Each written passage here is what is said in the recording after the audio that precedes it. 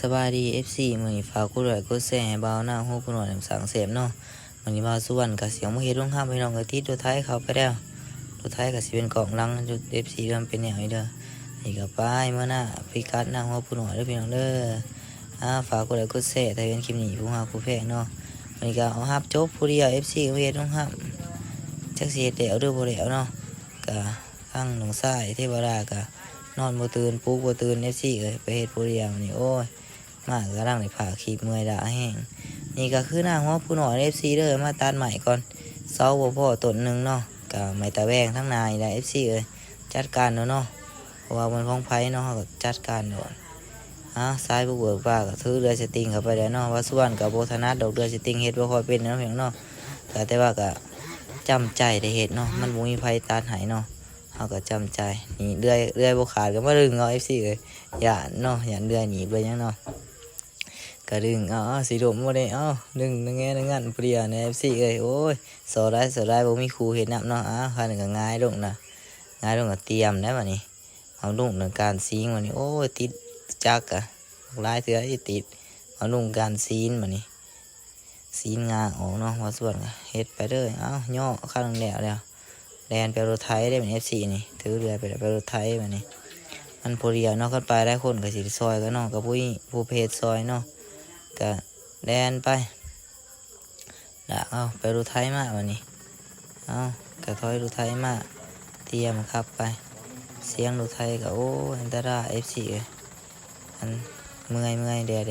ได้มีคนนินน้ำให้กินมึงเด้จักบาทคือสิมีแห้งเบรกเหือกระท่วมตัว FC เอ้ย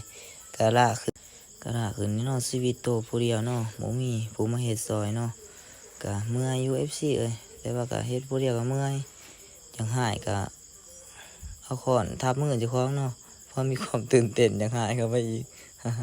กะละขึ้นเข้าไปนักเติบใหม่ FC นักเติบมันก็บ่แม่นต้นสิน้อยเนาะใหม่ก็เนาะต้นใหญ่เติบก็สู้บืนไปแน่เนาะว่าไปสิเฮ็ดผู้เดียว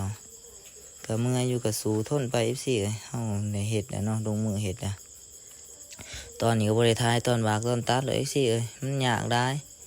หมางก็บ่ได้ทายเนาะมันมุ้ยไผทายให้มันก็สอเนาะทางนี้ก็เสาที่2ที่3ก็มีมาเนี่ย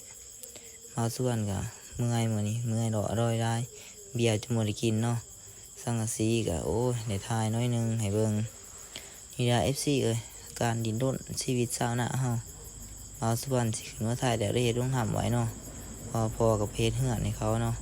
มาส่วนก็จักจบคนผ่านมาได้สิเนาะมาวันอยู่มาส่งเขาโทรเพิ่นมาส่งเขามันก็ถ่ายให้ตอนก็มามืดบ่าวสุวรรณก็มาเป็นทางเดียวก็เอามาเฮ็ดผู้เดียวสิปอกอยู่หั่นแหละเพื่อสิได้เอาเนาะก็น้องกับน้องชายเทวดาเนาะบ่ไปเฮ็ดกลางเว้นเป็นเห็นกลางคืนเป็นหนูเขาบ่ไปเฮ็ดซอยเด้อนี่ก็ประมาณ5 โมงเนาะก็เมื่อวานเด้งรถไถอย่างใหญ่เกือบตำทั้งหัวก็เด้งไปใน FC โอ้ยเทสบอดีแต่สีมันอยู่เด้เสือก็ดีโอ้ยโรงเริงกำลังสังเกตดวง FC บรรยากาศหน้าหูผู้น้อยเมื่อก็ไม่ได้บ้า FC